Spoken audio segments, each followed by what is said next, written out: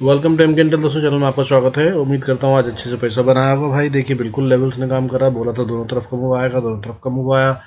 Bank Nifty के बारे में बोला था स्ट्रांग है, स्ट्रांग रहा, और बाकी सब भी बहुत कुछ हुआ। उम्मीद करता हूँ अच्छे से वो काम करा होगा। 2 शेयर दिए थे, भारतीय एयरटेल और हुडको, दोनों ने बढ़िया रिटर्न्स दिए हैं। आगे क्या करना है उनमें वो भी बताता हूँ। इनमें स्टॉप लॉस चेंज हो गया, अगर आपने उसमें इन्वेस्ट करा है तो बने रहिए वीडियो में, आगे बात करते हैं उसके बारे में। Before we start the video, I request to go through the disclaimer. जरूरत हो तो वीडियो को पॉज करके पढ़ें। आज देखिए क्या हुआ।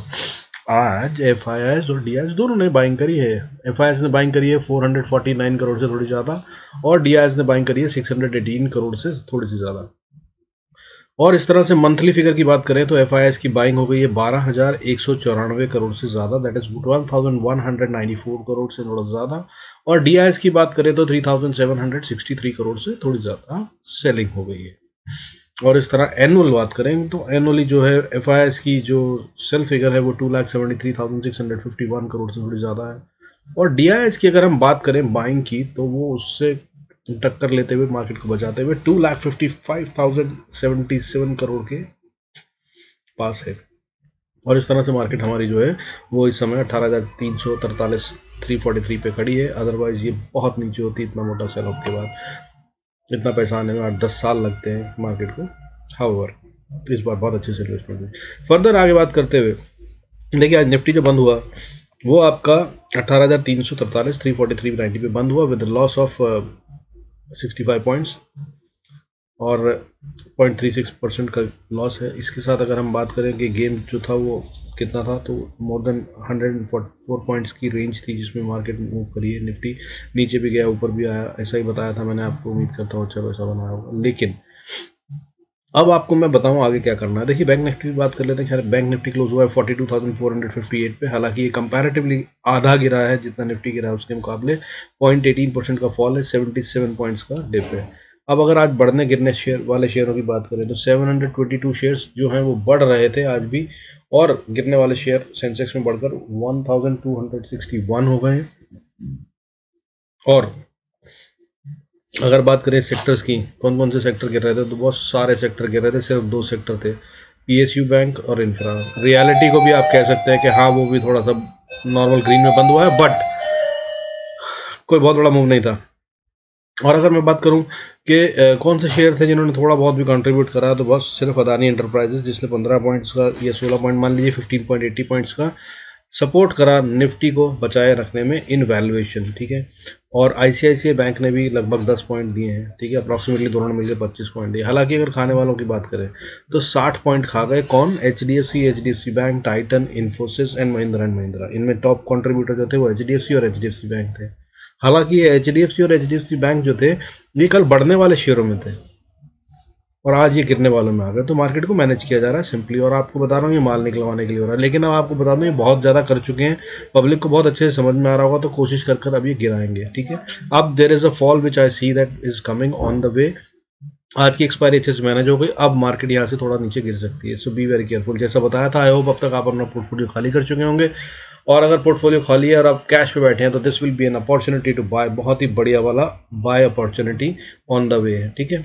और लेवल्स क्या होंगे जिन पे हमें काम करना है वो भी बताता हूँ। उससे पहले देख लेते हैं ग्लोबल में क्या चल रहा है। गोल्ड इस समय चल रहा है थोड़ा सा ऊपर, 0.78% ऊपर बढ़कर ये 53,159 पे ट्रेड कर रहा है। बहुत खतरे की बात नहीं है। सिल्वर की बात करें तो नीचे डिप है, हालांकि फिर भी 61,173 जो कि ऊंचा लेवल है वहाँ पे ट्रेड कर रहा है। 62,000 के मगर नीचे आ गया है। और अगर बात करें डॉलर की, तो डॉलर एक खतरनाक बात है, चिंता का विषय है। 2 दिन से लगातार बढ़ता जा रहा है। आज भी ये बढ़ा हुआ है, 0.44% का गेन है। विद दैट ये 81.6950 पर ट्रेड कर रहा है, जो कि ये खतरनाक लेवल की तरफ बढ़ रहा है। 82 के ऊपर अगर ये आ जाएगा तो ये मार्केट को हिट देगा। इसको यहाँ से डिप लेना चाहिए, नहीं तो ये मार्केट को और इकॉनमी को हिट देगा। फर्दर अगर क्रूड की बात करें, क्रूड अभी तक वैसे कोई बहुत बड़ा क्रिटिकल इंपॉर्टेंट एस्पेक्ट रहा नहीं है हमारी इकॉनमी के लिए, फिर भी मगर इसकी बात कर लेते हैं। रिवायत के अनुसार ये अभी डिप में है, 0.073% का डिप है, और 6,896 पे ट्रेड कर रहा है। मतलब एसजीएक्स निफ्टी की बात करें सिंगापुर वाले की, तो अभी कोई बहुत बड़ा मूव नहीं है, लेकिन फिर भी नीचे ट्रेड कर रहा है। 18,320 के आसपास ट्रेड कर रहा था, और 55 पॉइंट्स का डिप चल रहा है लगातार, काफ़ी 8 घंटे से ऐसे चल रहा है। तो ये सारे साइंस जो हैं अगर बोलूँ तो इसमें नेगेटिव क्या क्या है, देखिए वॉलेटिलिटी इंडेक्स इस समय पॉजिटिव है, 14.88 पे है, आज डिप आया है 1.46% का, जिसका मतलब ये है कि स्टेबिलिटी बनी रहेगी।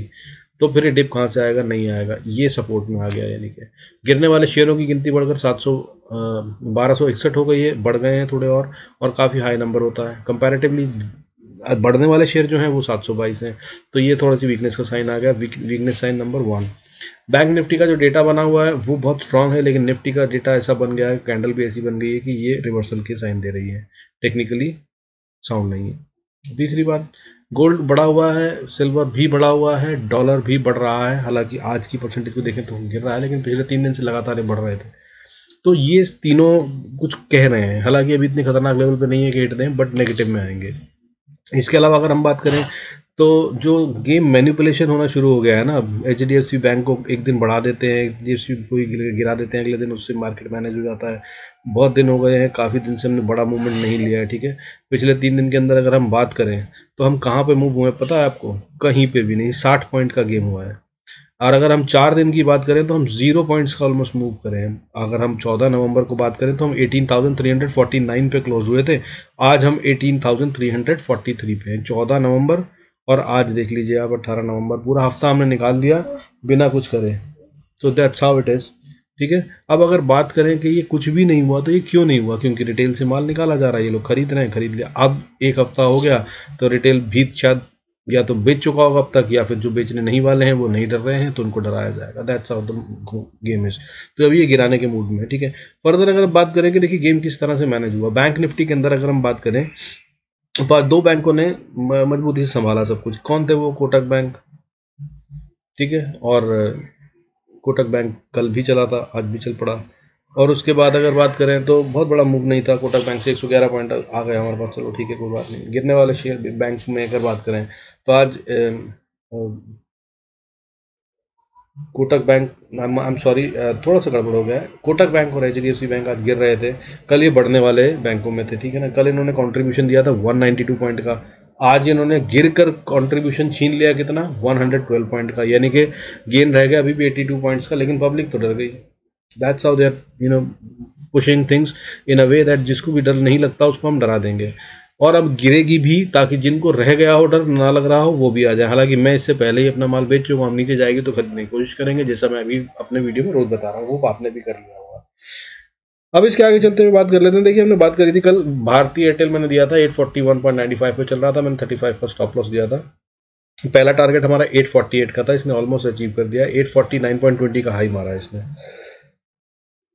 और अभी भी आगे के लिए रास्ता अच्छा है। ज़रूरत हो तो कल का वीडियो देखकर आप उसको ट्रेड कर सकते हैं अकॉर्डिंगली, जैसा मैंने बताया था। हालांकि आप भी इसका स्टॉप लॉस सेम रहेगा, चेंज नहीं आएगा। हुडको की बात करें अगर, तो हुडको मैंने 47.35 पे बोला था कि बाय कर लीजिए, और इसका पहला टारगेट मैंने दिया था 50 का।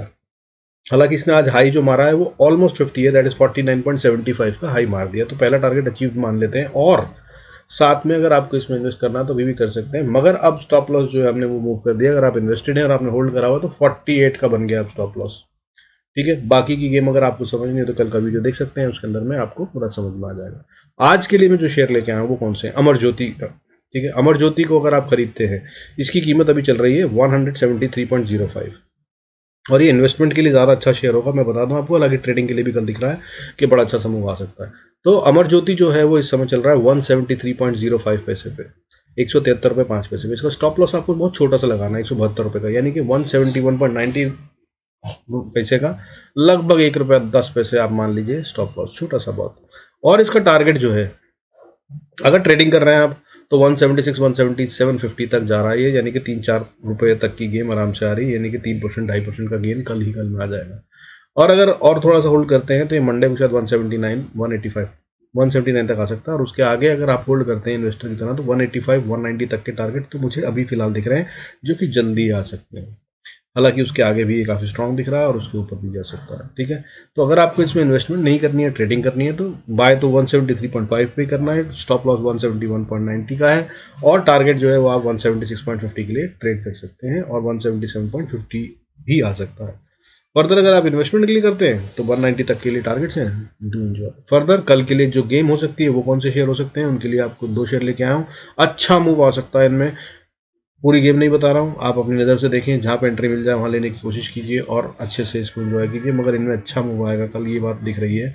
वो है टिमकिन, TIMKEN। अभी इसकी कीमत चल रही है 3,506 रुपये। दूसरा है गॉडफ्री फिलिप्स, इसकी कीमत चल रही है 1,860। इन दोनों शेयरों को आप खरीद कर जहाँ पर ठीक से बाय करें, समझदारी से। अगर आप ट्रेडर हैं तो या तो सुबह सुबह अर्ली मॉर्निंग फर्स्ट टेक पे, या फिर जैसे भी डिप आए तो उस समय बाय करिए। 11 बजे के आसपास बाय करेंगे तो ज़्यादा अच्छा फायदा रहेगा। अकॉर्डिंगली बाय कर इसमें अच्छे प्रॉफिट्स आ सकते हैं, इनको देख लीजिएगा, ठीक है। और ये काफ़ी अच्छे जा सकते हैं, कल भी और मंडे को भी बढ़िया प्रॉफिट आ सकता है। आइए बात कर लेते हैं निफ्टी और बैंक निफ्टी की, क्या लेवल्स हैं इंपॉर्टेंट। तो साहब देखिए, कल के लिए ध्यान ये रखना है, मैं बता तो दिया आपको कि गिरने के बहुत चांसेस हैं, ये डराएंगे, ये सब कुछ करेगा। तो अब लेवल्स क्या है, लेवल्स के लिए आपको 42,480 इन बैंक निफ्टी पे ध्यान रखना है। अगर ये इसके ऊपर क्लोजिंग देता है, यानी कि 42,480, जहां पे हम अभी हैं, यहाँ से 20 पॉइंट और ऊपर बनता है लगभग, तो हम सेफ हैं और ऊपर जाएंगे। और अगर इसके नीचे क्लोजिंग दे देता है, कल क्लोजिंग की बात कर रहा हूँ, ध्यान रखिएगा, 42,480, तो फिर हम वीक हो गए हैं, फिर मंडे को नीचे भी जा सकते हैं। वो फिर अगली गेम बाद में कल के वीडियो में देखना होगा, डेटा के हिसाब से अकॉर्डिंगली क्या बना है। लेकिन वीकनेस के साइन हो जाएंगे अगर हमने 42,480 के नीचे बंद कर दिया बैंक निफ्टी को।